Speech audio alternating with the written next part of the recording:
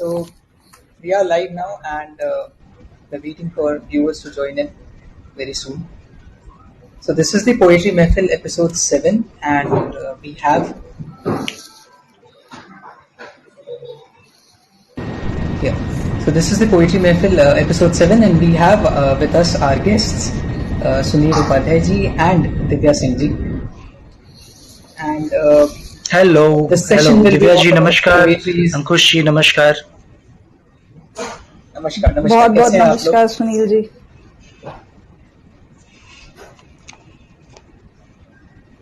तो We are आप we are कैसे doing हैं good. दिव्या जी? अंकुश बहुत अच्छा लग रहा है. पहली बात तो काफी दिनों बाद मैं और सुनील शायद एक मंच शेयर कर रहे हैं साथ में, काफी लंबे गैप के बाद. So I'm doing good, and we are in touch regarding certain poetry events. So I hope Sunil is also doing well. So it's like that. I'm Over to you, Sunil. completely fine. Lockdown के पहले तक काफी events हमने साथ में करे, जोगिरी वगैरह हमने पढ़े, होली के माहौल को भी Right. हमने क्रिएट किया. लेकिन अब जो है लॉकडाउन के बाद ये शायद पहला अपॉर्चुनिटी है, पहला कोई एक ऐसा इवेंट है जहाँ पे हम दोनों साथ में हैं. So very nice to be with Divya ji and Lahar app के इस प्लेटफॉर्म पे. भाई मैंने शाम को भी अंकुश को बताया था कि जो भी अभी तक मैंने यूज करा लहर को, मैं काफी खुश हूँ और I am looking forward to a great session with this app tonight. Wonderful. Same here, same here. So, सबसे पहले हम कुछ भी शुरू करने से पहले मैं जानना चाहता हूँ आप लोगों के बारे में, ताकि हमारे व्यूअर्स भी आपको अच्छे से जान पाएं. तो मैं रिक्वेस्ट करूंगा पहले दिव्या जी से कि वो हमें अपने बारे में कुछ बताएं प्लीज. एक शेर के साथ शुरुआत करती हूँ कि अदब ये यूं है कि शेर की दिल जो भी दिल से मिलता है उसे दिल में संभाल के रख लेती हूँ. जो भी मिलता है उसे दिल में संभाल के रख लेती हूँ. बहुत बड़ा तारुफ नहीं है मेरा, बस थोड़ा बहुत लिख लेती हूँ. तो दिव्या देवेंद्र सिंह नाम लिखती हूँ मैं अपना, और लखनऊ से ताल्लुक है मेरा. बेसिकली लखनऊ से हूँ मैं, और एक निजी जीवन में अगर मैं बात करूँ तो एक निजी कंपनी में काम करती हूँ, और एक प्रबंधन के क्षेत्र में मैंने पढ़ाई करी हुई है.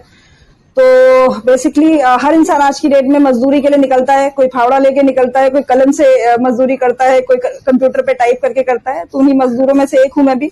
जीवन की बस इतना बोलना चाहती हूँ कि वो नौकरी शायद मैं जिंदगी आगे बढ़ाने के लिए करती हूँ, पर ये जो मैं और आप आज एक साथ बैठे हैं यहाँ पर, वो मैं जिंदगी में खुशियों का इजाफा कैसे हो उसके लिए करती हूँ. So as a hobby you can say I right, और लोग जो थोड़ा बहुत जानते हैं वो ये बोलते हैं कि मैं औरतों की भावनाओं पे बहुत कुछ लिखती हूँ.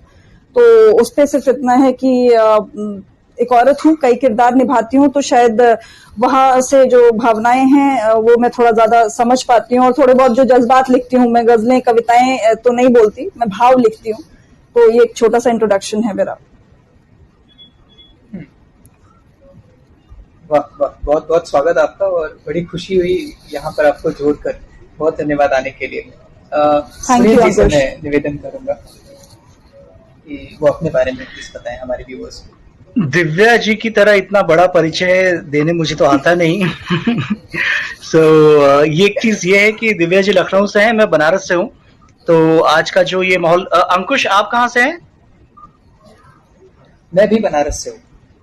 क्या बात है, क्या बात है. तो ये जो माहौल है एकदम पूर्वांचल से लेकर के ऊपर तक का पूरा बना हुआ है. मैं सुनील उपाध्याय मेरा नाम है, बनारस की मिट्टी से बिलोंग करता हूं मैं. हालांकि अफसोस ये है कि बनारस में मेरा जन्म नहीं हुआ है, लेकिन डैडी जो मेरे हैं उन्होंने एक चीज हमेशा इंश्योर करी कि मेरी पैदाइश और सारी पढ़ाई लिखाई सब बंबई से ही हुई है, लेकिन उन्होंने एक चीज इंश्योर करी कि साल में 50 या 60 दिन ऐसे होंगे. अब वो समर वेकेशन से कुछ दिन निकाल लिए, कुछ दिवाली की छुट्टियों से दिन निकाल लिए, ये दिन जरूर होंगे जब हम लोग बनारस पहुंचेंगे, अपने गांव के घर में रहेंगे. ऐसा लगता नहीं कि हम लोग बंबई में पले बड़े हैं. हाँ, यहाँ पे जब न्यू ईयर की पार्टियां होती हैं और क्रिसमस की पार्टियां होती है तो केक और वाइन भी आता है, लेकिन जब खिचड़ी का मौसम आता है तो लिट्टी चोखे भी बनते हैं. तो बनारस से बिलोंग करता हूं मैं. और अगर प्रोफेशनल बात करें तो रियल एस्टेट इंडस्ट्री से बिलोंग करता हूं मैं। पिछले 10-12 सालों से मैं रियल एस्टेट इंडस्ट्री से बिलोंग करता हूं और इस समय एक रियल एस्टेट एमएनसी में एग्जीक्यूटिव डायरेक्टर की पोस्ट पे मैं काम करता हूं। मैं नेशनल लेवल के सेल्स को हैंडल करता हूं और मार्केटिंग हैंडल करता हूं। और जहां तक लिखने की बात है, जैसा दिव्या जी ने कहा कि मजदूरी हम दो तरह से करते हैं, एक कलम से करते हैं, एक फावड़े से करते हैं।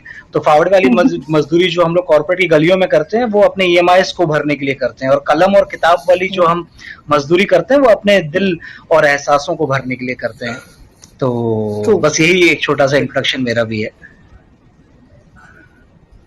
वाह वाह। तो अभी बहुत सारी चीजें कॉमन निकल के बाहर आ रही हैं। अब जैसे आप दोनों की तरह मैं भी थोड़ा बहुत लिखता हूँ, और मैंने हाल ही में अपना एमबीए खत्म किया है, और वो भी बनारस हिंदू यूनिवर्सिटी बीएचयू से ही।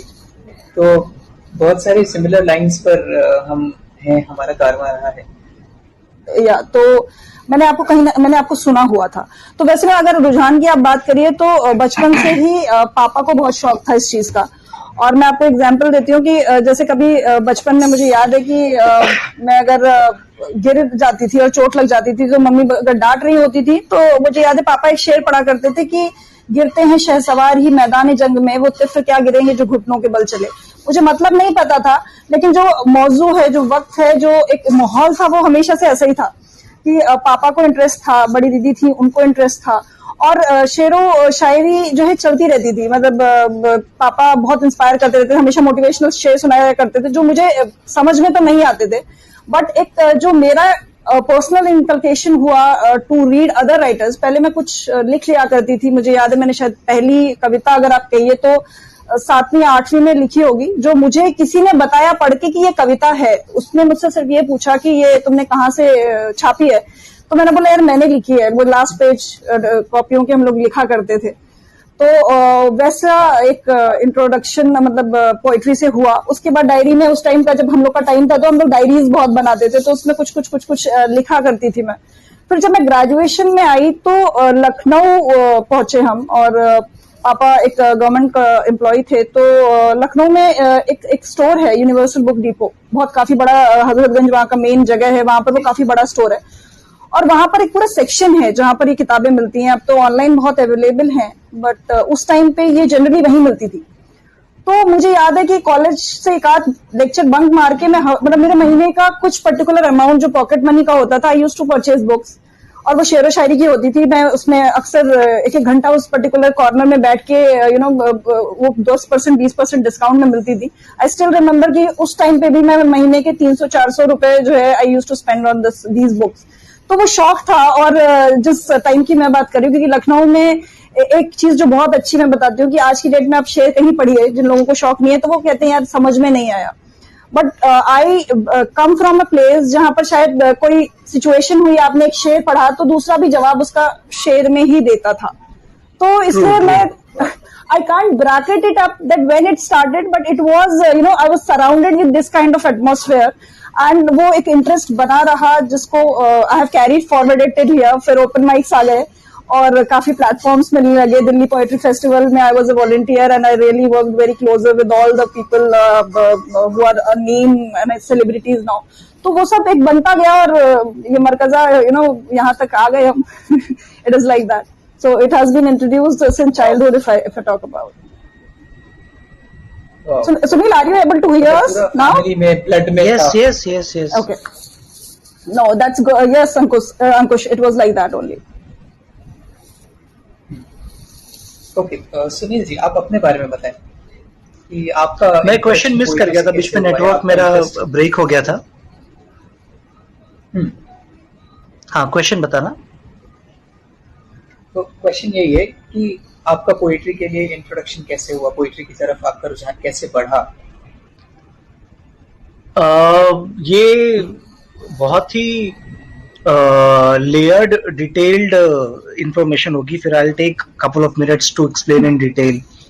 ये इंक्लिनेशन ना मतलब अंदर से डेवलप हो जाता है, आपको समझ आ जाता है कि भाई आपका इंक्लिनेशन इस तरफ है। मैं छोटा था और मैं हिंदी मीडियम से मेरी एजुकेशन हुई है, और मेरे ख्याल से वो जो हिंदी मीडियम में मेरा एडमिशन हुआ था, जो मेरे दादाजी ने कराया था, वो उसने नींव रखी थी इस भाषा के प्रति और इस साहित्य के प्रति मेरे रुझान की। बहुत छोटा था मैं, तो इसके पीछे भी कहानी है कि मेरे डैडी डॉक्टर हैं और वो भी उसी स्कूल से पढ़े, हिंदी मीडियम स्कूल से।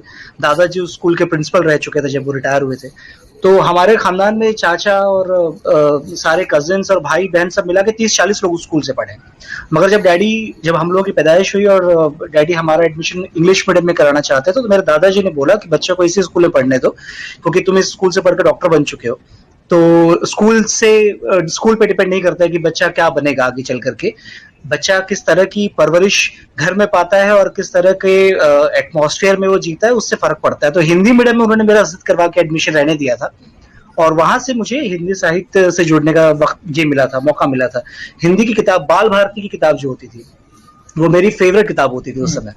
और ये होता था कि जब मैं तीसरी चौथी में था तो अगले साल की जो सिलेबस की किताब होनी होती थी, गर्मियों की छुट्टियों में मैं हिंदी और इंग्लिश और मराठी, इन तीनों लैंग्वेजेस की किताबें अगले साल वाली लेके गाँव जाता था और वहां पे छुट्टियों में वो पढ़ा करता था और काफी शौक था मुझे। तो वहां मेरे मामा जी के यहाँ पे कुछ लोग थे, जब उन्होंने देखा कि मैं कहानियां पढ़ते रहता हूँ, कविता पढ़ते रहता हूँ, तो उन्होंने मुझे 2 किताबें दी। उस समय की बात है जब मैं 5वीं और 6वीं में था। तो मेरे कुछ कजिन्स थे, उन्होंने मुझे 2 किताबें दी, वो उस समय शायद कॉलेज में थे। उन्होंने मुझे बोला कि तुम ये पढ़ा करो, तुम्हें पढ़ने का शौक है। तो एक मुझे याद है गबन थी प्रेमचंद जी की, और एक हरिवंश राय बच्चन जी की मधुशाला थी, और वो किताबें मैंने उन छुट्टियों में पढ़ ली थी। उसके बाद आने के बाद मैंने खुद 5वीं और 6वीं की बात है कि मैंने खुद कविताएं लिखनी शुरू कर दी थी। उस समय समझ नहीं आता था कुछ भी, लेकिन उस समय लिखना शुरू कर दिया था मैं। वो शेर भी अभी पढ़ूंगा, आप समझिए कि 5वीं का लड़का है, उसने ये शेर लिखा है कि बड़े आशिक मिजाज थे हम। 5वीं का लड़का लिख रहा है कि आशिक मिजाज थे हम, ठीक है। बड़े आशिक मिजाज थे हम, आशिकी से न डरते थे, तुम्हारी बेवफाई ने हमें कायर बनाया है। आंसू कम ना निकले थे, तुम्हारी बेवफाई ने इन्हें स्याही बनाया है, मुझे शायर बनाया है। ये मैंने 5वीं में जब मैं था तब मैंने लिखा था, और उस समय समझ नहीं आता था, लेकिन फिर भी मैंने लिख दिया। तो वहां से ये शुरू हुआ था। उसके बाद जब मैंने अपना ग्रेजुएशन कंप्लीट किया माइक्रोबायोलॉजी से, यही मुंबई से, तो मैंने थिएटर ज्वाइन किया। उस्ताद मुजीब खान जी का थिएटर ग्रुप है आइडिया जुहू में, वहां मैंने 6 महीने थिएटर्स किए। और उनकी एक खासियत ये है कि वो प्रेमचंद की कहानियों पे ही थिएटर करते हैं। तो प्रेमचंद की कई कहानियों पे हम लोगों ने वहां पे थिएटर किया, वहां से भाषा सीखी, समझी, और ये सिलसिला चलता रहा। पढ़ने का सिलसिला बहुत साल चला है। मैंने प्रेमचंद जी को पढ़ा है, मैंने महादेवी वर्मा जी को पढ़ा है, हरिवंश राय बच्चन जी को पढ़ा है। उर्दू में राहत इंदौरी साहब को मैं उस्ताद समझता हूँ अपना, उनको मैंने बहुत पढ़ा है और दिल से उनको बहुत चाहता हूँ। तो ये रुझान पूरा वहां से डेवलप हो गया, और फिर धीरे धीरे लिखना, ब्लॉग करना, वीडियोस बनाना, यूट्यूब चैनल बना देना, इवेंट्स में जाना। फिर दिव्या सिंह जैसे लोग मिले, उन्होंने और बढ़ावा दिया। फिर अब तुम मिले हो, तुम और बढ़ावा दे रहे हो। तो ये ऐसे ही चलता रहा है और आगे भी चलता रहेगा, उम्मीद है। वाह वाह वाह, हम भी यही चाहेंगे कि कारवां यूं ही चलता रहे। बिल्कुल।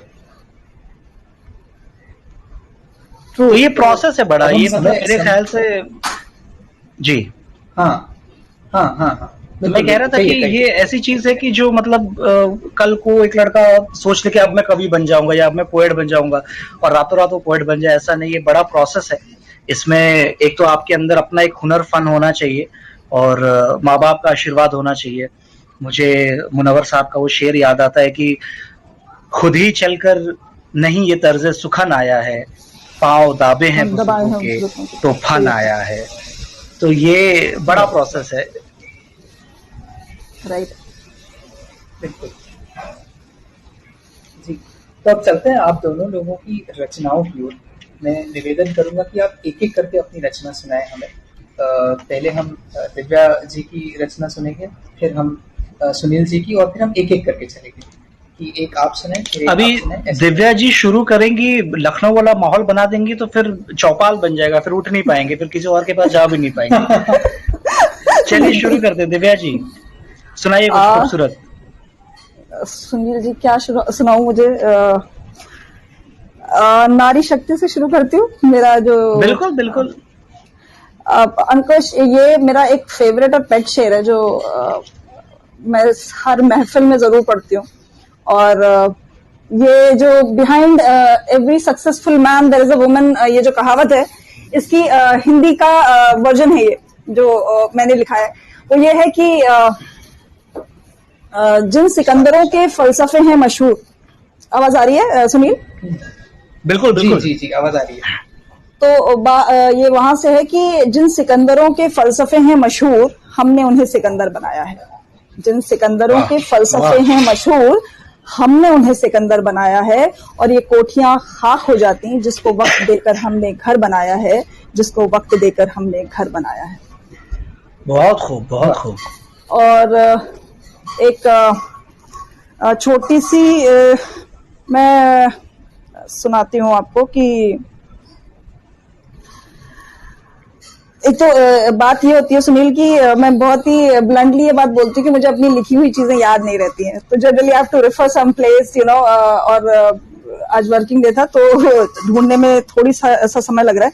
मैं ये एक कविता है मेरी, नमन करना चाहती हूँ। ये शायद आप लोगों ने सुनी भी होगी और ये यूट्यूब पे भी अवेलेबल है। बट औरतों के सशक्तिकरण के ऊपर जो मुझे कुछ पंक्तियां मैंने लिखी हैं, मुझे बहुत अच्छी लगती हैं ये।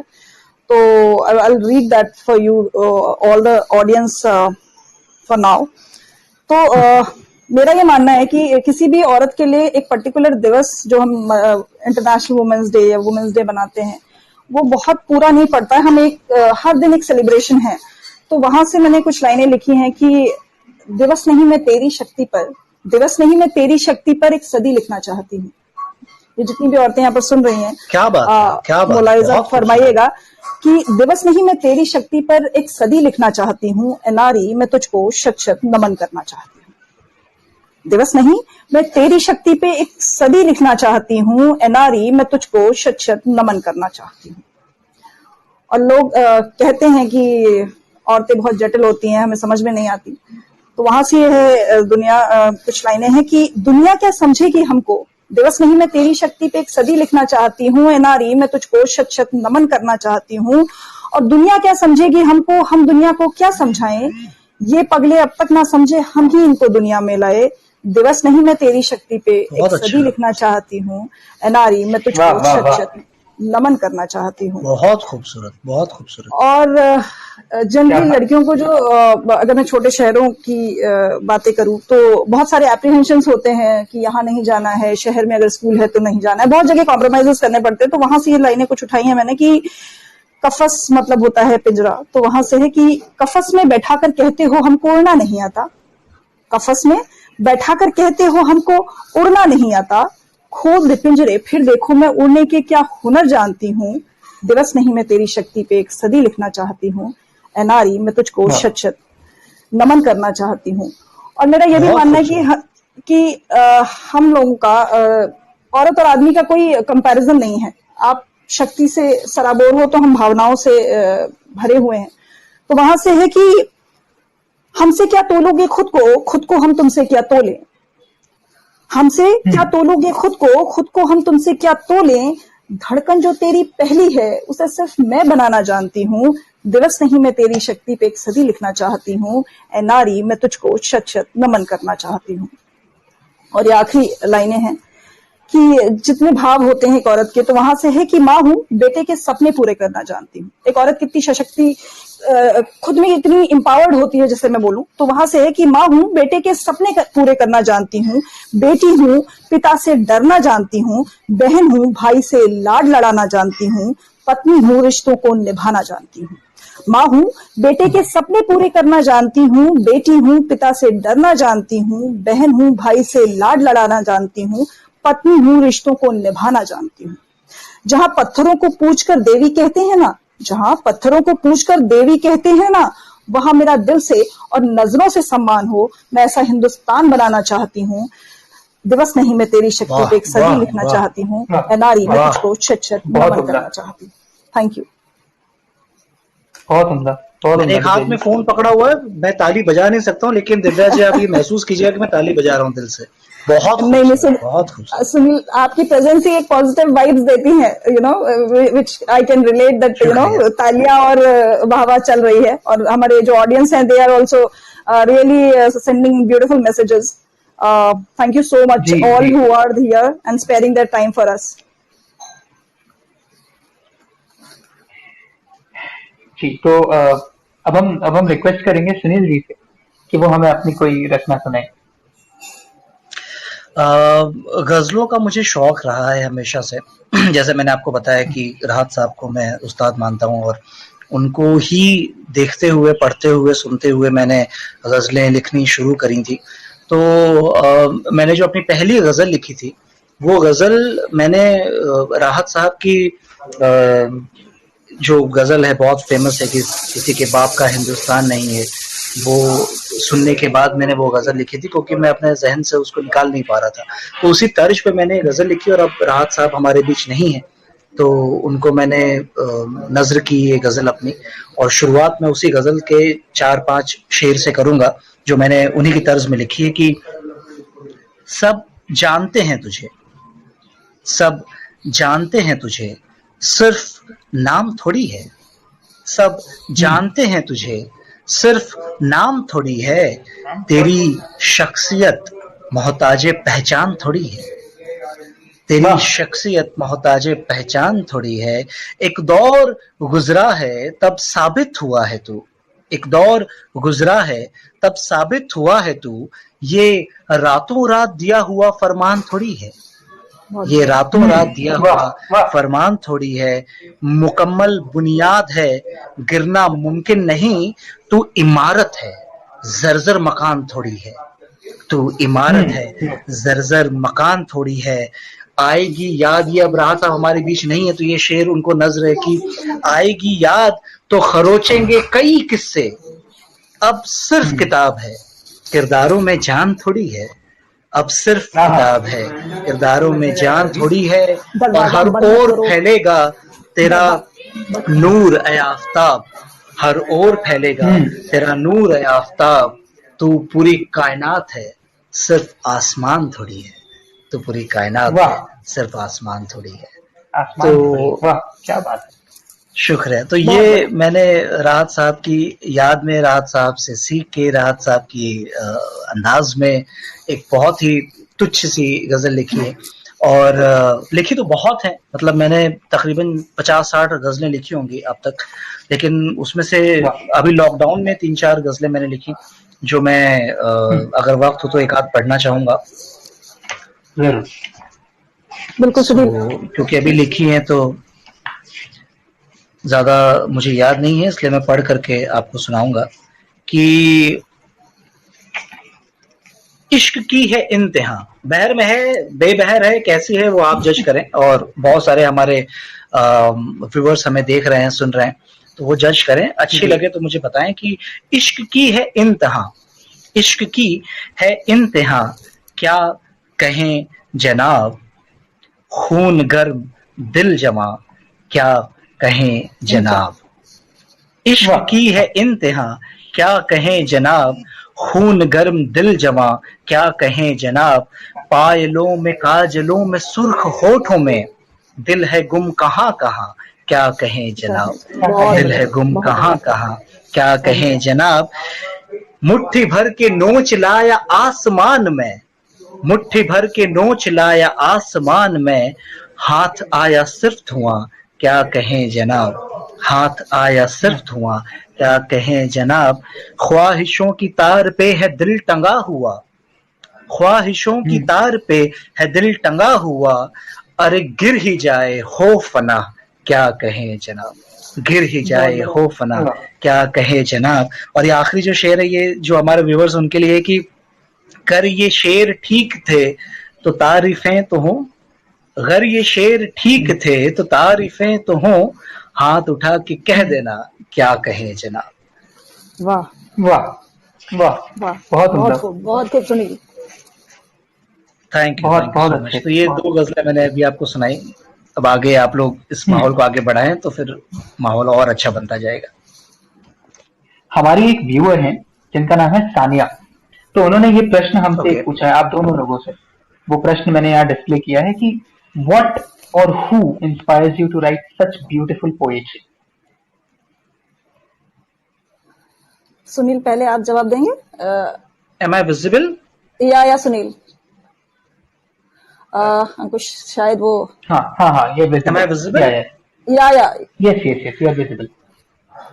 क्या होता है ना कि ये जो लिखना है, ये जो राइटिंग है, ये जब आप समाज को, अपने आसपास की चीजों को बहुत बारीकी से देखने लग जाते हैं और उससे ज्यादा बारीकी से समझने लग जाते हैं, तो आपके अंदर ना बहुत सारे ख्यालात पैदा होते हैं।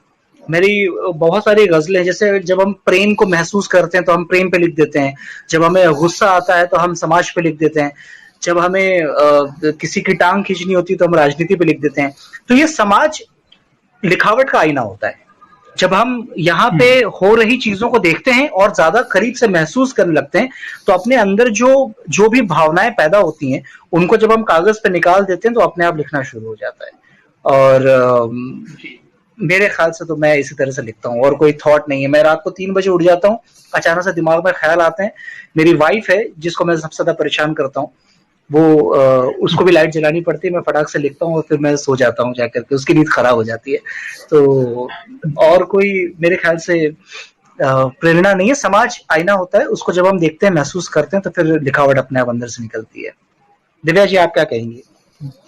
नहीं, बिल्कुल सही कह रहे हो सुनील आप कि मैं अगर अपनी इंस्पिरेशन की बात करूं, बहुत बड़ा तो हम लोग का ऐसा कुछ किया नहीं है हमने अभी फिलहाल, जो दुनिया ये कहे या हम मिसालें दे पाए कि हम इस तरह से इंस्पायर होते हैं। बट ये बात सच है कि मनोज मुंतशिर एक बहुत बड़े राइटर हैं, लिरिसिस्ट हैं। उनकी एक बात मुझे हमेशा से प्रेरित करती है कि वो कहते हैं कि जो भगवान की कुछ नेमत होती है जो हम लिखने वालों पे है, कि हम कुछ जो भाव होते हैं या जो चीजें इर्द गिर्द हो रही होती है उनको बहुत ही ज्यादा इम्पैथेटिकल होकर सोच पाते हैं। मेरी बहुत सारी कविताएं ऐसी हैं जो लोगों को ऐसा लगता है कि औरतों पे ही है, जो लगता है शायद वो मेरे निजी जीवन से है, पर ऐसा नहीं है। किसी की कोई स्टोरी कहीं पे एक चल रही है या बात कर रहा है, कोई अपने बारे में कुछ बता रहा है, तो ये बहुत पहले भी कहा गया है कि जहां ना पहुंचे रवि वहां पहुंचे कवि। तो हम लोग कहीं से भी कुछ भी उठाकर जो चीजें हमारे हमको घर कर जाती है एज ए भावना, हम उस पर लिख देते हैं। और जो चीज को आप ज्यादा अच्छे से महसूस कर पाते हो, मुझे लगता है वो अपने आप ही द वे सुनील सेड की वो रात में जग के लिखते हैं। आई स्टिल रिमेम्बर कि मेरे दिमाग में एक बार एक शेर आया, और मैं आई वॉज ड्राइविंग, मैंने रेड लाइट क्रॉस करके गाड़ी टर्न पे लगा के and I just typed on my phone कि अच्छा ये 3 लाइनें आई हैं मेरे को भी, तो it used to it goes like this only. और inspiration can be from anything which जो भाव हम ज्यादा महसूस कर पाए। This is what my way of writing. So I hope we have answered. वाह वाह, नहीं ये अच्छा, एक और प्रश्न जो मेरे दिमाग में उठा, अब जब टेक्नोलॉजी इतना आगे बढ़ गया है, लोग फोन नोट्स यूज कर रहे हैं, लोग इंटरनेट पे नोट्स मेंटेन कर रहे हैं, तो आज के वक्त में आप दोनों कैसे नोट्स बनाते हैं? या आप दोनों अपनी आप आज भी कलम और कागज का सहारा लेते हैं, या आप लोग इंटरनेट पे या फिर फोन के नोट्स में कैसे, कहाँ पर सेव करते हैं? अगर मैं कहूँ तो क्या होता है कि कई बार जैसे मैं ऑफिस में हूँ, ऐसा भी हुआ है कि ऑफिस में है, मीटिंग से बाहर निकले हैं और अगर परेशान हुए किसी चीज को लेकर के, तो भी ख्याल आ गया, तो या गाड़ी चला रहे, जैसे दिव्या जी ने कहा, आपके पास अगर एक्सेस नहीं है तो आपको नोट पैड्स होते हैं आज के एंड्रॉइड फोन्स में, तो हम वहां पे नोट डाउन कर लेते हैं। लेकिन मेरी एक प्रैक्टिस है कि 3 से 4 डायरियां हैं मेरी जो पूरी भरी हुई हैं, और जब तक मैं उनको पन्नों पे उतार नहीं देता हूँ, वो मतलब ख्याल मुझे अटपटा सा और एमेच्योर सा लगता है। जब मैं उसको उतार देता हूँ, अपने आप मुकम्मल कंप्लीट बन जाता है। मुझे याद है कि मैं IIT मुंबई में अभी परफॉर्म कर रहा था, शायद जनवरी या फरवरी में, जनवरी में मोस्ट प्रोबेबली, और एक डायरी में अपनी लेकर के गया था, क्योंकि मैंने एक कहानी लिखी थी और मैं वहां IIT मुंबई में पढ़ना चाह रहा था, और मेरी वो डायरी वहां छूट गई थी। तो जो ऑर्गेनाइजर्स थे उस इवेंट के, उन लोगों को वो डायरी मिली, उन्होंने मुझे फोन किया कि सर आपकी डायरी है। मैंने कहा भैया उसको आप अपने पास रखना, संभाल के रखना, भले वो सारे नोट्स लैपटॉप में है और फोन में, लेकिन वो डायरी मुझे चाहिए। और इवेंचुअली फिर मैं उन ऑर्गेनाइजर्स को मिल नहीं पाया और लॉकडाउन आ गया। अब जाकर के उन्होंने कुरियर के थ्रू वो डायरी मुझे भेजी है, और अभी भी वही सेम डायरी मेरे पास है, जो मैं आप लोगों को यहाँ वीडियो पे दिखाऊंगा कि डायरीज और पन्नों और किताब और कलम के बिना ये कविताएं, ये शायरियां, ये नगमे, नज़में सब अधूरी हैं। मेरा मानना ये ट्रू। दिव्या जी, आपका भी यही है? मतलब मेरा तो वही वाला जो सुनील ने बोला उसको एक्सटेंसिव इतना करूंगी, जैसे स्कूल वगैरह में तो एक रफ कॉपी होती थी, एक फेयर कॉपी होती थी, तो रफ तो हम कहीं पे भी लिख लेते हैं, चाहे वो हम नोटपैड पे लिखें, चाहे हम योर कोड पे लिखें, या कहीं पे भी लिख सकते हैं, depends upon the situation and time. But पता नहीं, वो एक सच में एक फेयर जब तक नहीं करते आके अपनी डायरी में, और एक मतलब शायद ऐसा लगता है कि कभी कुछ अर्जेंसी आई तो ये 2 कॉपियां या 2 डायरियां लेके भागना है। So it is like that. और इन डायरियों की कीमत, मतलब मैं आपको बताऊं कि आज भी ये मेरी लॉकर वाली अलमारी में रहती है। They are so important to me. So I also make that kind of fair diaries, and I really love that. मैंने आपको बताया ना कि पहली कविता मैंने 6वीं या 7वीं में लिखी थी, और आज जो मैंने अभी आपको कविता सुनाई है वो भी मैंने काफी दिनों, बहुत पुरानी तो नहीं है, लेकिन ये है कि वो एक ही डायरी में है। 6th से जो भी लिखते हुए आए हैं एक एक पन्नों में, वो आज तक मेरे पास है। और when I was shifting my home, मेरा सारा सामान जो भी जैसे भी आया, लेकिन वो 4 डायरियां जो मेरे पास हैं वो मैं खुद ड्राइव करके जब आ रही थी, तो मैं अपने all jewellery and other things with my 4-5 diaries. So that is how the importance of diary is in a writer's life, I think. I agree. I'll add on to this कि मेरी शादी हो जाने के बाद में मेरा जब बर्थडे आया था और मेरी वाइफ ने मुझे पहला गिफ्ट दिया था बर्थडे का, तो she thought a lot कि what should I gift him, and then she gifted me a diary which was crafted by wood. वो लकड़ी से बनी हुई उसकी कवर वगैरह थी, और उसी लकड़ी से बनी हुई एक पेन थी। तो उन्होंने मुझे डायरी, एक किताब और एक कलम गिफ्ट की थी। तो मतलब ये 2 चीजें मेरी जिंदगी में कितनी अहमियत रखती हैं, ये आपको इस बात से समझ में आ जाएगा कि शादी के बाद का पहला गिफ्ट भी यही था।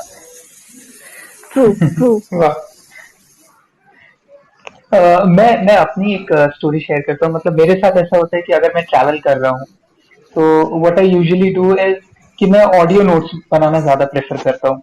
मेरे दिमाग में कुछ आया और उसको फटाफट ऑडियो में रिकॉर्ड कर लेते हैं, क्योंकि फिर लिखने में कोई शब्द ना मिस हो जाए, कुछ वो ख्याल रह ना जाए, तो फटाफट बस उसको ऑडियो उसी फॉर्म में जिस तरीके से सोच रहे थे उसी में रिकॉर्ड कर लिया। फिर घर जाकर उसको फेयरली, फिर प्रॉपरली उसमें थोड़ा एडिशन के साथ थोड़ा सजाकर शब्दों को फिर अच्छे से लिखेंगे। तो ये होता है मेरे साथ। राइट, वही मैंने बोला ना, सबका अपना एक तरीका है, बट जो हम लोग का तरीका वो यही है somehow। मतलब it could be sometime notes also, मतलब मेरे को तो it can be anywhere, but fair it has to be in diary. हाँ, बिल्कुल बिल्कुल। जी, तो अगर आप लोगों की इजाजत हो तो एक कविता सुनाना चाहूंगा आप लोगों को, आज से कुछ वक्त पहले लिखी थी। तो बिल्कुल बिल्कुल अंकुश, सुनाइए। तो इस कविता को शीर्षक दिया है भाव अभाव। ओके। तो ये कुछ ऐसी है कि मैं पंक्तियों के भाव में, खुद के ही अभाव में। वाह। मैं पंक्तियों के भाव में हूँ, खुद के ही अभाव में। कटाक्ष करता खुद का ही, मैं नष्ट करता खुद को ही। समृद्ध इस जगत में भी मैं ढूंढूं जाने क्या नहीं। मैं खुद ही खुद में खो गया, मैं खुद का ही रहा नहीं। वाह वाह। रहा नहीं, कहा नहीं, रहा नहीं, कहा नहीं, लहू भी ये बहा नहीं। जो गल गया वो मोम था वो खड़ा जहां वही। वाह वाह वाह। और गला नहीं जला हूं मैं, गला नहीं जला हूं मैं, हिम्मत के पथ चला हूं मैं। गला नहीं जला हूं मैं, हिम्मत के पथ चला हूं मैं स्वर्ग से हूं नर्क से, बुरा हूं मैं भला हूं मैं। वाह। और बहुत खूब, बहुत खूब। और भलाई जानलेवा है, भलाई जानलेवा है, बुराई का तो मेला है।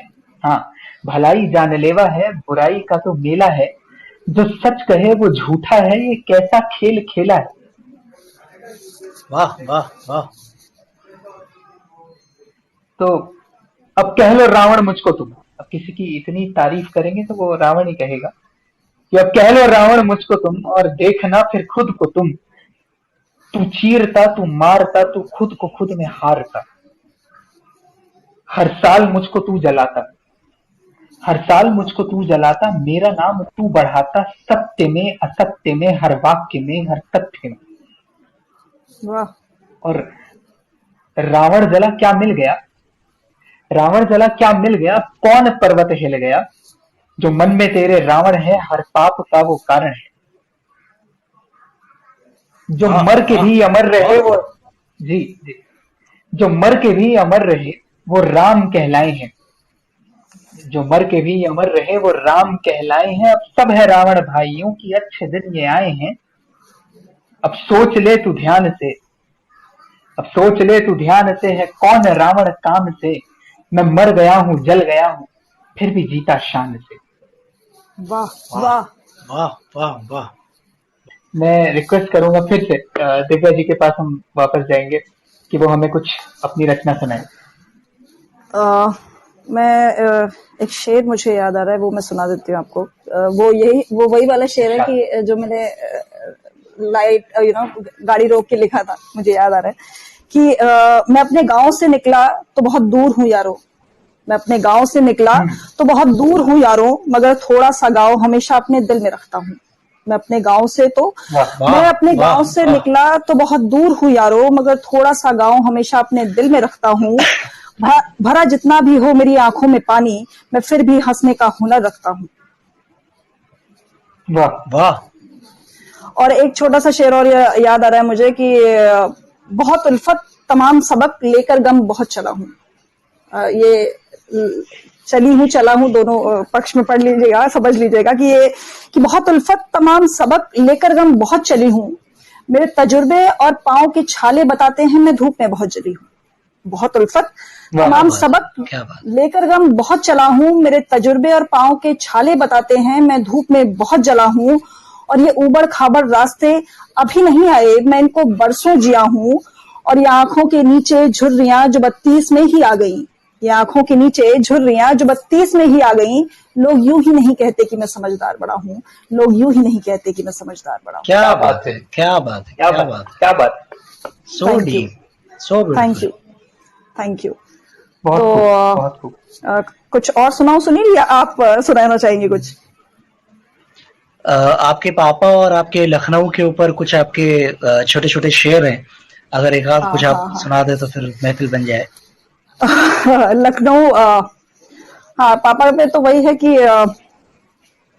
ये आज की डेट में अंकुश, मैंने जो एक चीज नोटिस करी है, जनरेशन्स में जो एक डिफरेंस आ रहा है कि हम अपने बच्चों को ना हारना नहीं सिखाते। कि एग्जाम्स नहीं होते आज की डेट में कॉलेजेस में, स्कूलों में, कि बच्चे को हारना नहीं सिखाते। पर उस टाइम पे जो है ना बच्चे को गिरना भी सिखाया जाता था, हारना भी सिखाया जाता था। और शायद मुझे ऐसा लगता है इसलिए जो जनरेशन थी हमारी वो मेंटली बहुत स्ट्रांग थी। और लाइफ को बहुत सारे हर्डल्स, क्योंकि लाइफ हमेशा एक पेस पे नहीं जाती है, ऊपर नीचे बहुत स्विंग्स होते हैं। So we are able to cope that up.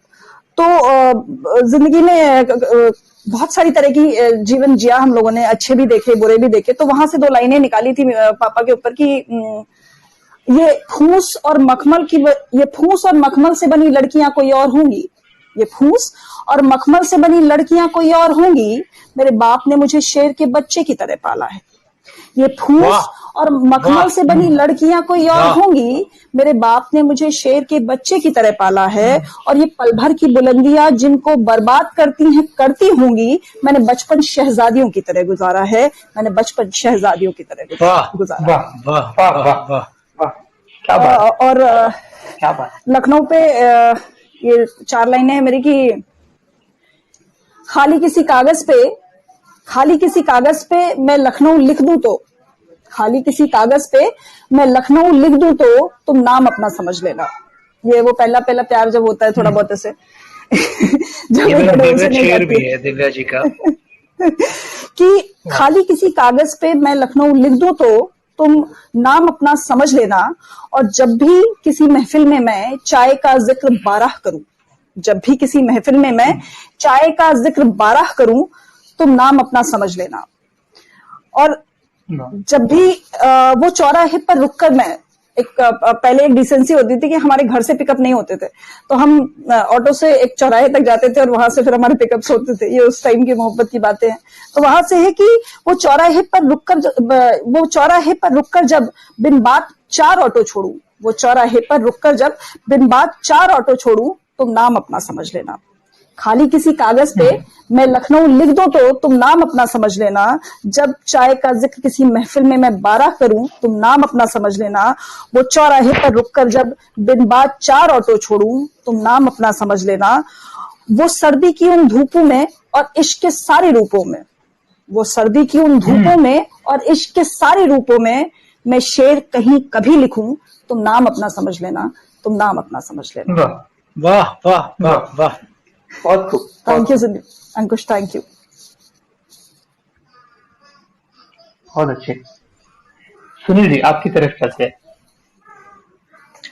अब दिव्या जी ने लखनऊ याद दिला दिया, तो मैं बनारस को याद करते हुए मैंने बहुत पहले मैं कई बार कोशिशें करता हूँ कि 2 पंक्तियों में, 3 पंक्तियों में, 4 पंक्तियों में छोटी सी नज्म लिख दूं जिसके अंदर कुछ ऐसा मैसेज आ जाए जो वहां तक पहुंच जाए जहां हम उसको पहुंचाना चाहते। तो प्रवासी मजदूरों के लिए मैंने कुछ लिखा था कि तिलमिलाती धूप में बिखरी और फैली, तिलमिलाती धूप में बिखरी और फैली मेरे गांव की वो पुरानी कच्ची बूढ़ी सड़क आज भी मेरे दिल को, आज भी मेरे परदेसी नंगे पैरों को सुकून के छाले दे जाती है। तो ये वहां से जब हम अपने गांव, अपने घर, अपनी जमीन को मिस करते हैं तो ख्याल वहां से निकलता है। एक गजल सुनाऊंगा मैं आपको जो लॉकडाउन के दरमियान लिखी मैंने, और उसके बाद में इस प्लेटफॉर्म का मैं फायदा उठाऊंगा। मेरी यूट्यूब चैनल पे जो अगली मेरी कविता आने वाली है, रिलीज होने वाली है, उसको भी आज पढ़ के सुनाऊंगा मैं, ताकि लोग उसको देख सकें। तो गजल शुरू कर रहा हूं कि उसको भूल जाऊं मैं। कई सारे एहसास हैं इसमें, कई सारे एहसास हैं, आप सब सुनिएगा, आपको समझ में आ जाएगा कहां कहां बात पहुंचाना चाह रहा हूं मैं। कि उसको भूल जाऊं मैं, ऐसे हालात नहीं है। उसको भूल जाऊं मैं, ऐसे हालात नहीं है।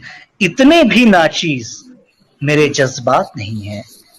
उसको भूल जाऊं मैं, ऐसे हालात नहीं है। इतने भी नाचीज मेरे जज्बात नहीं है। और ये खुशबू है मोहब्बत के पीले फूलों की, ये खुशबू है मोहब्बत के पीले फूलों की। ये भीख में मिली हुई सौगात नहीं है, ये भीख में मिली हुई सौगात नहीं है। और वो चांद आज तारों से लड़कर सोया है, वो चांद आज तारों से लड़कर सोया है।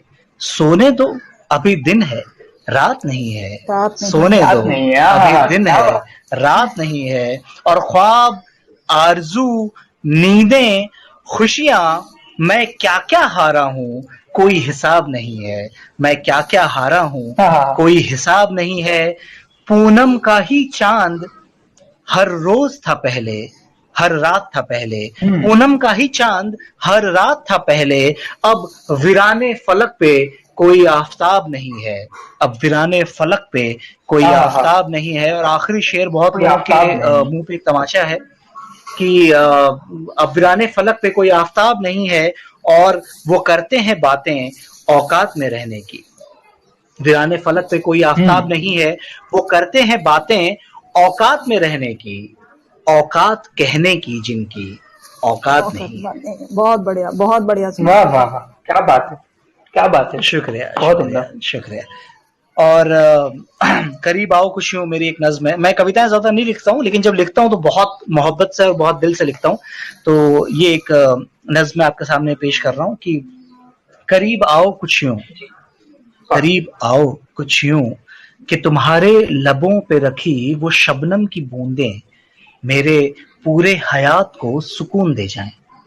करीब आओ कुछ यूं कि कतरों में बिखरी मेरी जिंदगी को मुकम्मल होने का एहसास मिल जाए। ये मुमकिन है, ये मुमकिन है कि फिर कभी ये शब ना हो, ये रात ना हो, तुम पासबां भी ना हो। पर आज करीब आओ कुछ यूं कि हमारे जहन पर सिर्फ एक ही हकीकत कामिल हो जाए कि ये शब आखिरी शब है, ये लम्हा आखिरी लम्हा है। कल सुबह की वो पहली अनजानी किरण तुम्हारे और मेरे वजूद तक को न छू पाए, न देख पाए, न जान पाए, न समझ पाए। तुम्हारे और मेरे शबाब के बीच जिस्मों की बातें बेमतलब हो जाएं, और बन जाए रूह से चाहने वाला राब्ता। एक दौर गुजरा है जो मैं अपनी हसरतों के काफिले को लिए तुम तक आया हूं। मेरी खाना बदोशी की तुम मुकम्मल मंजिल बन जाओ। बस आखिरी बार कुछ यूं करीब आ जाओ, करीब आ बहुत जाओ, बढ़िया, करीब आ बहुत जाओ। बढ़िया, वाह वाह वाह वाह, बहुत बढ़िया, बहुत अच्छे सुनील जी, बहुत अच्छे। बहुत बहुत अच्छा। शुक्रिया। बहुत लोग कमेंट में चीजें कह रहे हैं, हम पढ़ते समय देख नहीं पाते हैं। सभी लोगों का शुक्रिया, बहुत बहुत शुक्रिया जी। बहुत बहुत तारीफ आप दोनों लोगों के लिए, बहुत बहुत तारीफ आ रही है। तो मैं धन्यवाद दिल देना से। चाहूंगा शुक्रिया हमारे सभी व्यूअर्स का, जो हमारे साथ जुड़े हुए हैं शुरू से। यूं ही जुड़े रहें, आगे और भी चीजें हैं, आगे और भी रचनाएं आप सुनेंगे। जी, तो अभी बात हो रही थी लखनऊ की, बनारस की। तो मैंने बनारस के घाट और उससे जुड़े प्यार के बारे में कुछ लिखा है, तो वो प्रस्तुत करने की हाँ अनुमति हाँ, मैं चाहूंगा। वही कहने जा रहा था कि बनारस से, लखनऊ से जो माहौल यहाँ बना हुआ है, उसमें जब तक तुम हाँ। अपनी दो चार चीजें ना ऐड करो तब तक मजा नहीं आएगा। तो इरशाद भाई अंकुश शुरू करो। जी, तो ये कुछ ऐसी है कि मैं घाट किनारे बैठा हूँ, तुम दूर कहीं बहती होगी। वाह। मैं घाट किनारे बैठा हूँ, तुम दूर कहीं बहती होगी। जहाँ ख्वाब हकीकत बनते हैं, तुम हूर वहीं रहती होगी। बहुत वाह बढ़िया। वाह वाह। मैं घाट किनारे बैठा हूँ, तुम दूर कहीं बहती होगी। जहाँ ख्वाब हकीकत बनते हैं, तुम हूर वहीं रहती होगी। और आगे है कि मैं किले रेत के बन जाऊं, तुम नाव पकड़ कर आ जाना। वाह। तो जो बनारस में रहे हैं उन्हें ये पता होगा कि उस पार जो है वो पूरा रेत है, और हम नाव पकड़ कर बलुआ उस पार घाट, जाते हैं। उस पार बलुआ घाट है जी, और इस बलुआ पार घाट। दूसरे जी कई सारे घाट हैं। जी जी। तो अब उसको रियल लाइफ से भी कनेक्ट करने की कोशिश की है कि किस तरीके से हम सारी मुसीबतों को पार करके उस पार जाते हैं, अपने प्यार तक पहुंचते हैं। तो उस पर लिखा है कि मैं किले रेत के बन जाऊं, तुम नाव पकड़ कर आ जाना। मुझे रोशन भी कर देना तुम, भर देना सारा हर जाना। बहुत और बढ़िया। जब वाह वाह वाह शाम वाह। दिखेगी, जी जी शुक्रिया, जब शाम दिखेगी ढलती सी, घर जाने को कहती होगी। जब शाम दिखेगी ढलती सी, घर जाने को कहती होगी। फैलाकर आंखों का काजल ए काश कहीं सहती होगी। मैं घाट किनारे बैठा हूँ, तुम दूर कहीं बहती होगी। जहाँ ख्वाब हकीकत बनते हैं, तुम हूर वहीं रहती होगी। वाह वाह ये लिखा वाह था। वाह। बहुत बढ़िया। बहुत धन्यवाद। एक पुराना शेर मुझे याद आ रहा है कि जहाँ की खाक भी पारस है, वो शहर बनारस है। तो बनारस ने हाँ हाँ हाँ। इतनी सारी यादें और इतनी सारी खूबसूरत मेमोरीज दी हैं। मुझे पता चला कि बनारस ने तुम्हारे जैसा प्यारा सा एक शायर भी दिया है हम लोगों को। ट्रू बहुत ट्रू बहुत ट्रू। शुक्रिया। Very nice, very nice. चलिए, बहुत तो बढ़िया। अब हम दिव्या जी पर वापस आते हैं। दिव्या जी, आप अपनी एक रचना हमारे व्यूअर्स के लिए प्लीज सुनाइए। मुझे सुष्मिता बहुत देर से दिख रही हैं व्यूअर्स में, तो एक मेरी नज्म है, शायद। मैं आपको इंटरप्ट कर रहा हूँ कि सुष्मिता जो है वो मुझसे ज्यादा आपकी बड़ी फैन है, तो आप नजर ना करें तो तो फिर मेरी आज की शाम का मतलब नहीं बनेगा। हाँ, ये मेरी एक आजाद नज्म है जो काफी औरतों में बहुत प्रचलित है। तो ये कमी पैसों की नहीं है। ये बेसिकली एक औरत जो होती है वो बहुत छोटे छोटे भावों को लेके अपने जीवन को चलाती है, और काफी जगह ये चीज प्रचलित कर दी जाती है कि बहुत ही ज्यादा मटेरियलिस्टिक एक्सपेक्टेशन होती है हर एक फीमेल की। बट मुझे ऐसा लगता है कि एक औरत जब किसी इंसान के साथ सच में जुड़ती है तो बहुत छोटी छोटी अपेक्षाएं और आकांक्षाएं होती हैं उसकी, और अगर वो इंसान समझ जाए या आदमी समझ जाए तो बहुत आसान और सरल हो जाता है ये जीवन। तो वहां से है कि ये कमी पैसों की नहीं है, ये जज्बों की कमी है। आपको आवाज आ रही है अंकुश मेरी? जी जी बिल्कुल आ रही है। तो ये वहां से है कि ये कमी पैसों की नहीं है, ये जज्बों की कमी है, जो तूने कभी लाकर मुझे चूड़ी भी नहीं दी। ये कमी पैसों की नहीं है, ये जज्बों की कमी है जो तूने कभी लाकर मुझे चूड़ी भी नहीं दी। और ये आज की डेट में जो हम लोग इतनी बिजी थे लाइफ में पैंडेमिक से पहले, तो वहां से ये शेर था कि बहुत सीधा सा सौदा है मोहब्बत और जिस्म का, बहुत सीधा सा सौदा है मोहब्बत और जिस्म का, कभी तूने मोहब्बत नहीं दी, कभी सिलवट नहीं दी। ये कमी पैसों की नहीं है, ये जज्बों की कमी है जो तूने कभी लाकर मुझे चूड़ी भी नहीं दी। और फलक का चांद ना मेरी हसरत था और ना है, लोग कहते हैं ना चांद तारे चाहिए होते हैं औरतों को, तो वहां से है कि फलक का चांद ना मेरी हसरत था और ना है, हाँ दिखाकर चांद को बोलो कि तुम ऐसी दिखती हो, तूने कभी फलक का चांद ना मेरी हसरत था और ना है, हाँ दिखा के चांद को बोलो कि तुम ऐसी दिखती हो, तुमने कभी शबे बरकत मुझे वो रात नहीं दी। ये कमी पैसों की नहीं है, ये जज्बों की कमी है जो तूने कभी लाकर मुझे चूड़ी भी नहीं दी। और जो और ये जो अचीवमेंट्स होते हैं आदमियों के, वो भूल जाते हैं अक्सर कि behind every successful man there is a woman. तो वहां से है कि बनो तुम लाख सिकंदर दुनिया के तमाशों में, बनो तुम लाख सिकंदर दुनिया के तमाशों पे, पर एक रोज को भी मैं तेरे गुरूर की रानी नहीं बनी। ये कमी पैसों की नहीं है, ये जज्बों की कमी है। और ये आखिरी शेर है कि जब आप बहुत कन्फ्रंटेशन करो तो एक लाइन आती है, मैं तो ऐसा ही था। तो वहां से है कि हाँ हो गई होगी गलतफहमी हमको ही मोहब्बत की, हाँ हो गई होगी गलतफहमी हमको ही मोहब्बत की, तू कभी मेरा रांझा नहीं बना, मैं तेरी हीर नहीं बनी।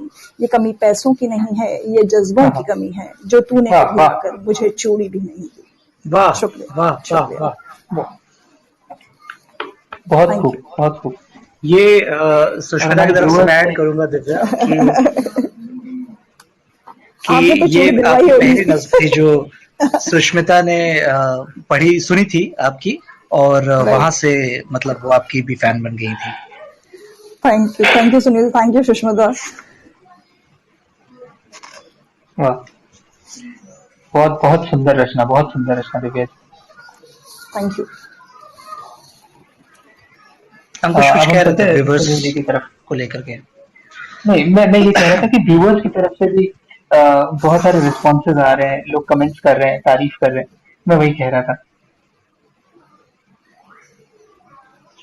तो मैं गजल पढ़ूंगा आज क्योंकि माहौल बन गया पूरी तरह से। उसके पहले एक ख्याल जो कुछ दिन पहले मैंने लिखा था, एक छोटा सा अशार है कि हुस्न जब उसका नाकाबिले बर्दाश्त होने लगा, हुस्न जब उसका नाकाबिले बर्दाश्त होने लगा, मैंने गालों से खींचकर कुछ तितलियां आसमान में उड़ा दी। ये एक छोटा सा ख्याल था। अच्छा, इस तरह की दिव्या जी, अंकुश, आप लोगों के साथ भी होगा कि इस तरह के जो ख्याल लिख पाते हैं या जो महसूस करके उनको पन्नों पे उतार पाते हैं। हमारे साथ सबसे बड़ा ड्रॉबैक ये होता है कि हमारे दोस्त कुछ ऐसे भी हमारे पीछे पड़े होते हैं जो इस तरह की चीजें हमसे लिखवा के बाहर चेपते रहते हैं और उनकी दुकानें चलती रहती हैं। कहीं वैलेंटाइंस डे अच्छा हो गया तो कहीं शादी भी हो जाती है और क्रेडिट कभी हम लोगों को मिल नहीं पाता है। तो ये एक ड्रॉबैक भी है जो मैं आज के प्लेटफॉर्म पे बताना चाहूंगा। और मोहब्बत पे मैं ज्यादा लिख नहीं पाता हूँ या लिखता नहीं हूँ, मुझे पता नहीं, लेकिन जैसा मैंने कहा कि जब भी लिखता हूँ बहुत दिल से लिखता हूँ। तो एक छोटी सी गजल है कि उजली चांदनी में नहा के बैठी है, उजली चांदनी में नहा के बैठी है, रौनकें सारी भीतर छुपा के बैठी है। उजली चांदनी में नहा के बैठी है, रौनकें सारी भीतर छुपा के बैठी है, और जुल्फों ने बेफिक्री से जो लबों को चूमा, जुल्फों ने बेफिक्री से जो लबों को चूमा, वो देखो अब कैसे शर्मा के बैठी है, वो देखो अब कैसे शर्मा के बैठी है। बेवफाई जख्म तेरे बेरुखी के दर्द, वो देखो अब कैसे शर्मा के बैठी है, और बेवफाई जख्म तेरे बेरुखी के दर्द, वो आज सब कुछ परे हटा के बैठी है, वो आज सब कुछ परे हटा के बैठी है। अब इश्क कर या छोड़ दे, प्यार दे या मौत, इश्क कर या छोड़ दे, प्यार दे या मौत, वो सिर्फ वफा का दामन बिछा के बैठी है, वो सिर्फ वफा का दामन बिछा के बैठी है। और तुम फैज व मोहसिन की किताबें पढ़ते हो। अंकुश, तुम फैज व मोहसिन की किताबें पढ़ते हो, अमा वो खुद को पूरी गजल बना के बैठी है, वो खुद को पूरी गजल बना के बैठी है, उजली चांदनी में नहा के बैठी है, रौनकें सारी भीतर छुपा के बैठी है। वाह वाह, क्या बात है। शुक्रिया शुक्रिया, बहुत बहुत धन्यवाद। ये किसी ने लिखा है, राहत इंदौरी साहब जी का अंदाज, उनकी झलक याद आ गई। ऐसा मत लिखा करो यार, उनके पैर के धूल नहीं है हम लोग, मगर इस तारीफ के लिए धन्यवाद, शुक्रिया।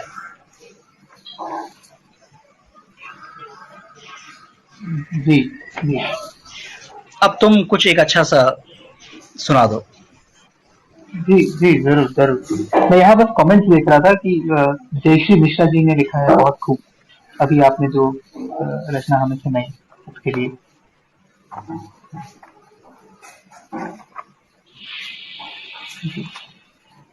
तो एक रचना लिखी थी, श्याम रंग का देश है, और उसे थोड़ा सा संगीत देकर एक गीत में परिवर्तित करने की कोशिश की है। मुझे नहीं पता वो कैसा बने, क्या बने, पर मुझे बड़ा अच्छा लगता है वो जब भी मैं सुनता हूँ। तो कोशिश करूंगा कि आप सबके समक्ष भी प्रॉपर्ली प्रस्तुत कर पाऊँ उसको। बिल्कुल बिल्कुल। तो ये कुछ ऐसा है कि तो श्याम, आप दोनों को पता है, ये श्याम का अर्थ सांवरा है, और हम कृष्ण जी के लिए प्रयोग करते हैं श्याम का शब्द, श्याम शब्द। तो अब उस पर ये लिखा है कि मतलब ऐसा होता है कि कई बार स्किन कलर या स्किन टोन ज्यादा मैटर कर जाता है आज के युग में। तो उस चीज के ऊपर थोड़ा हाईलाइट करते हुए ये रचना लिखी है कि श्याम रंग का देश है, दिल सोने का मेरा, पल भर में जग जीते हैं, पल भर में रो देता।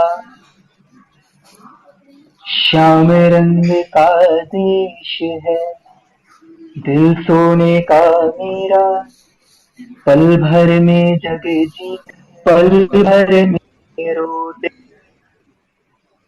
श्याम रंग का देश है, दिल थोड़ा सा बच्चा, माने सबकी बातें, झूठा हो या सच्चा।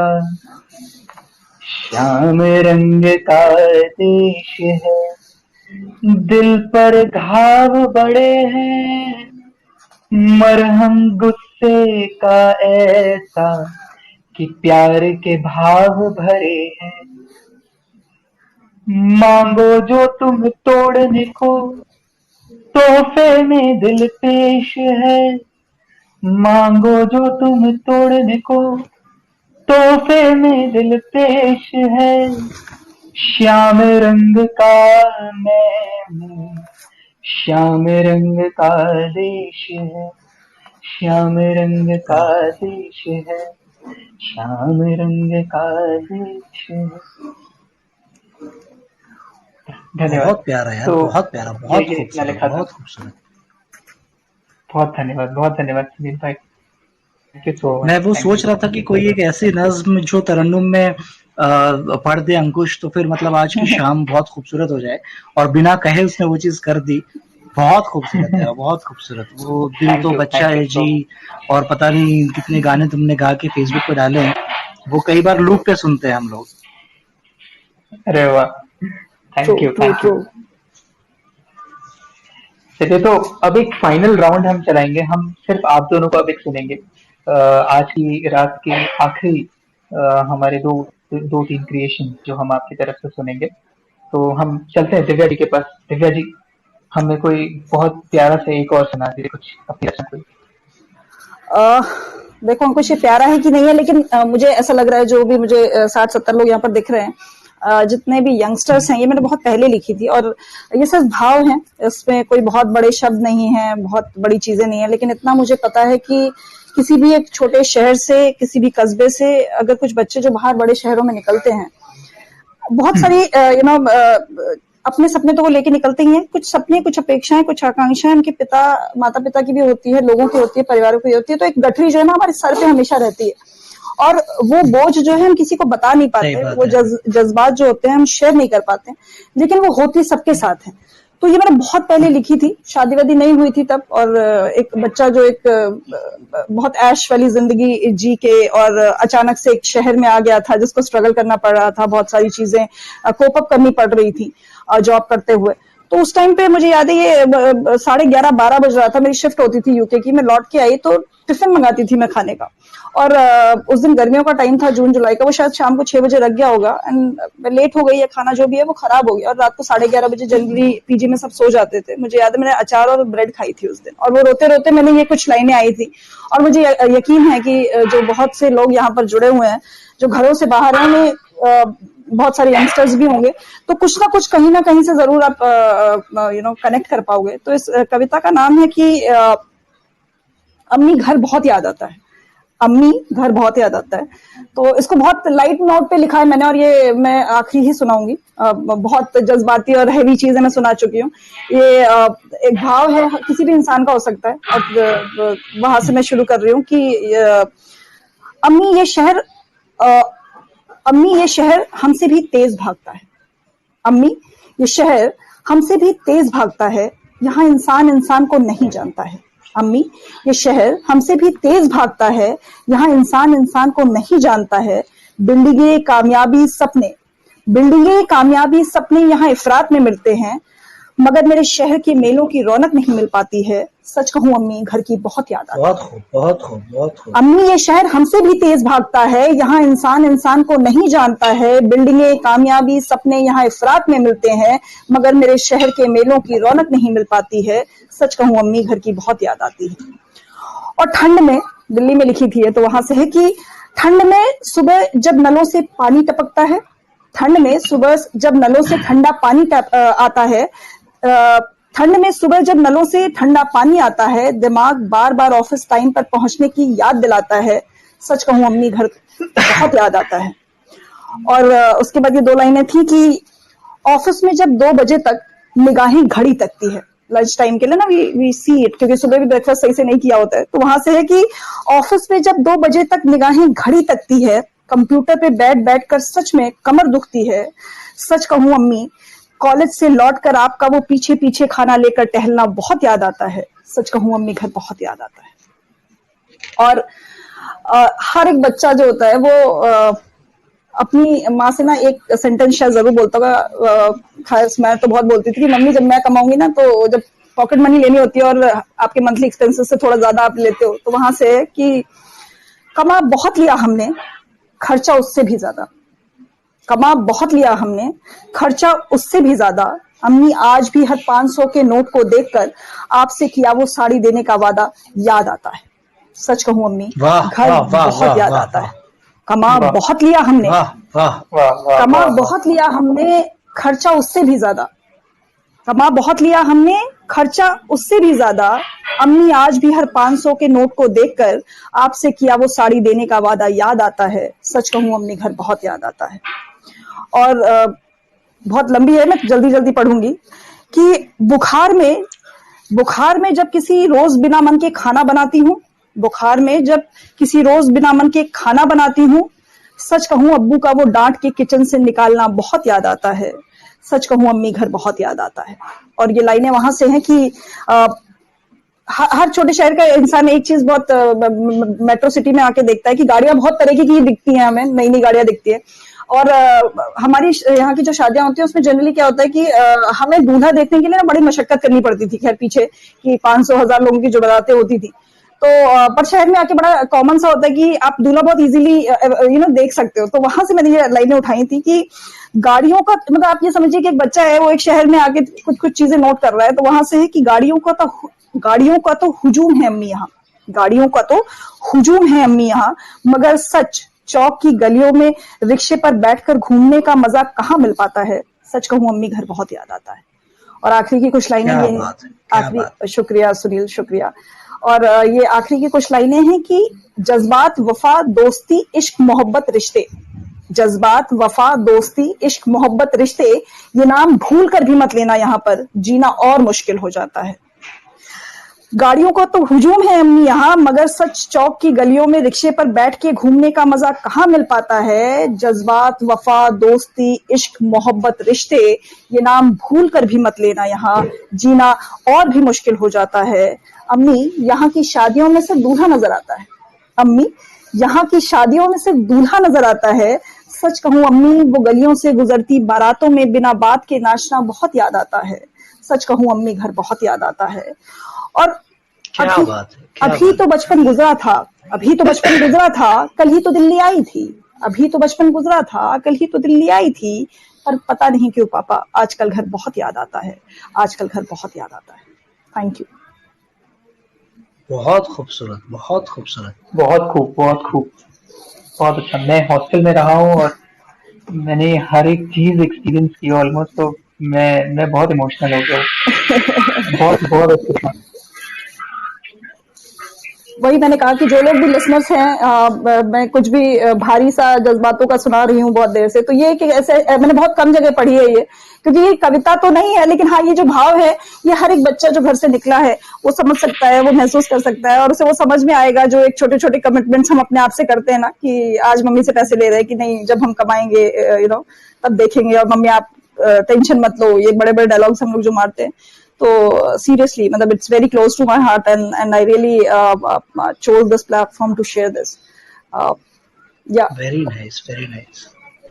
Thank you. मैं इसमें ऐड करना चाहूंगा कि ये जो पढ़ते पढ़ते दिव्या जी की आंखों में आंसू आ गए, जो एहसास है, ये जो एक सैलाब होता है एहसासों का, ये आज की जनरेशन को समझना पड़ेगा। जब हम कहीं आगे चल करके एक मुकाम पे पहुंच जाते हैं, तो वहां पर भी ये बात लोगों को आज याद रखनी पड़ेगी। जो मेरा ये शेर है, जो मैं नज़र करूंगा इन सारी भावनाओं और एहसासों को, कि माँ की दुआओं से ही है बरकतों की उम्मीद, माँ की दुआओं से ही है बरकतों की उम्मीद, हौसले तो हम पिछले चौराहे पर छोड़ आए थे।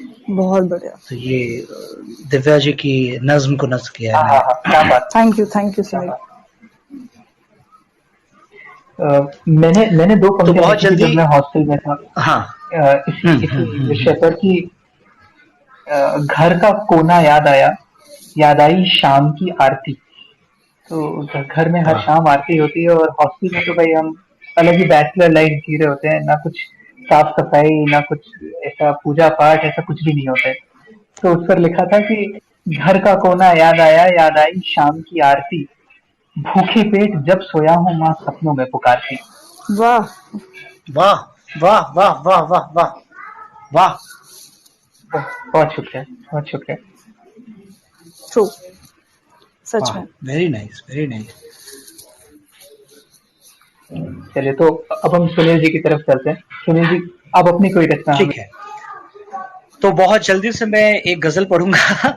5 1 2 3 4 5 6 शेर हैं इसमें, और इसको पढ़ करके कंक्लूड करूंगा आज की शाम को, कि दोष मत देना हाथों की लकीरों को, दोष मत देना हाथों की लकीरों को, दौलत बिगाड़ती है आजकल के अमीरों को, दोष मत देना हाथों की लकीरों को, दौलत बिगाड़ती है आजकल के अमीरों को, और मेवे खाकर भी उनका पेट नहीं भरता, मेवे खाकर भी उनका पेट नहीं भरता, और मैंने खुश देखा है भूखे फकीरों को, मैंने खुश देखा है भूखे फकीरों को, इंसानियत भूल जाओ यहाँ रोटी के लिए, मैंने खुश देखा है भूखे फकीरों को, इंसानियत भूल जाओ यहाँ रोटी के लिए,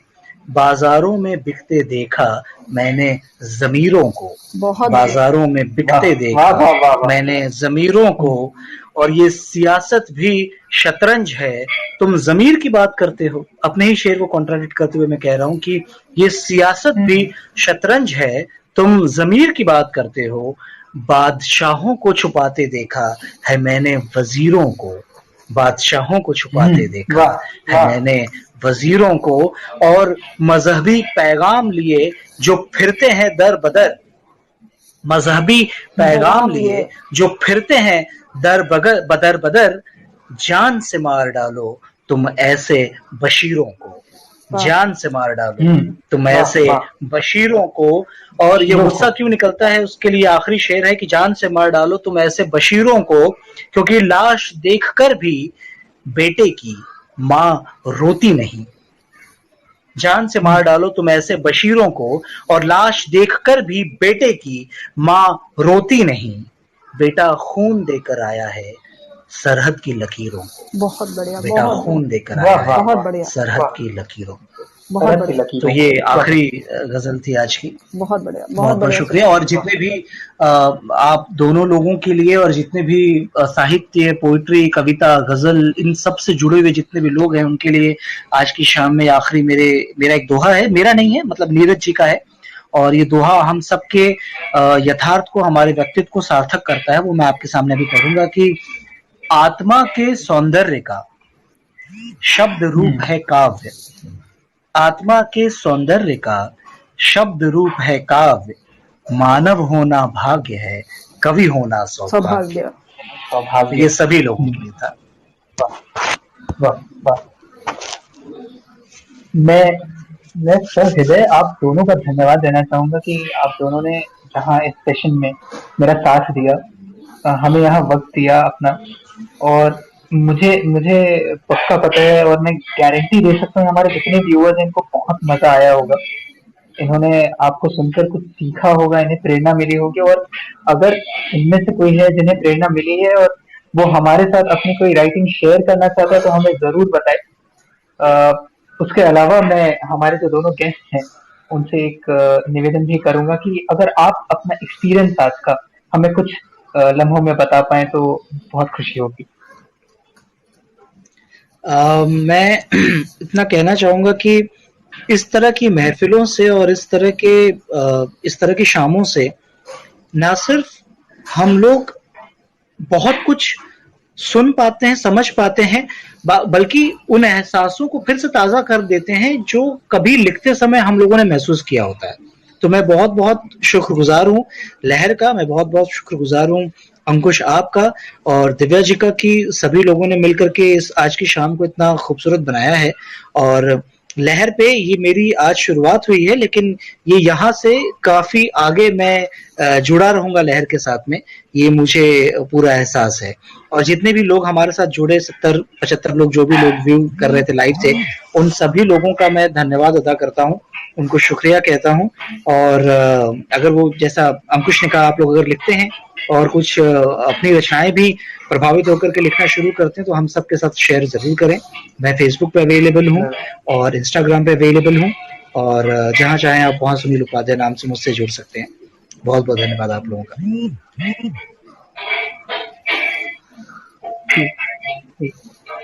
या सुनील,